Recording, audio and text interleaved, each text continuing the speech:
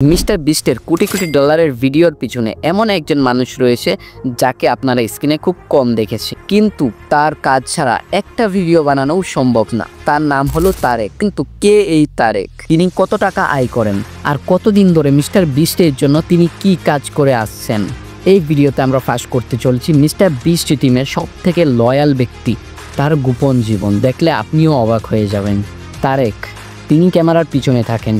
Mister beast টিমের সব থেকে পুরনো সদস্য তিনি। তারেক মূলত ক্যামেরাম্যান হিসাবে শুরু করেন, কিন্তু ধীরে ধীরে তিনি পুরো প্রোডাকশন টিমের গুরুত্বপূর্ণ অংশ হয়ে ওঠেন।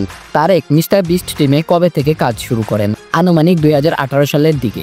তখন মিস্টার বিস্টের ভিডিওগুলো অনেক ছোট স্ক্রিনে তৈরি হতো। সেই সময় থেকে তারেক তার দক্ষ ক্যামেরাম্যান হিসাবে, তারেক তার দক্ষ ক্যামেরা পরিচালনা আর ভিডিও প্ল্যানিংয়ের মাধ্যমে সবাইকে ইমপ্রেস করেন। তিনি শুধু ক্যামেরা চালান না, বরং পুরো shooting setup, short planning, visual idea, এমনকি লোকেশন ম্যানেজমেন্ট পর্যন্ত সব কিছুর সাথে যুক্ত থাকেন। অনেক সময় ভিডিওর অংশ হয়েও থাকেন, যদিও তাকে খুব কম স্ক্রিনে দেখা যায়। মিস্টার বিস্ট টিমে কাজ করার জন্য তারেক প্রতি বছরে 1 লাখ থেকে $1,20,000 পর্যন্ত আয় করতে পারেন বলে অনুমান করা হয়। তবে এটা নির্ভর করে তার দায়িত্ব আর প্রজেক্টের স্কিলের উপরে।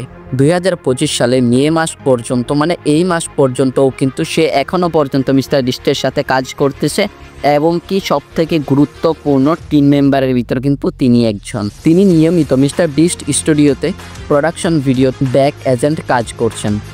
অনেকে বলে থাকেন তারেক না থাকলে মিস্টার বিস্টের অনেক ভিডিও হয়তো এত নিখুঁত হতো না। আপনি কি চান তারেককে আরও বেশি ভিডিওতে দেখতে?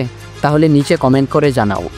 আর যদি ভিডিওটি ভালো লেগে থাকে তাহলে একটি লাইক ঠুকে দাও, আর আমাদের চ্যানেলটি সাবস্ক্রাইব করে পাশে থাকো এমনই সুন্দর সুন্দর গল্প পেতে। আর মনে রাখবে মিস্টার বিস্টের পিছনেও একজন মিস্টার বিস্ট আছে, তার নাম হলো তারেক। নেক্সট ভিডিও কাকে নিয়ে চাও অবশ্যই কমেন্ট করে জানাও।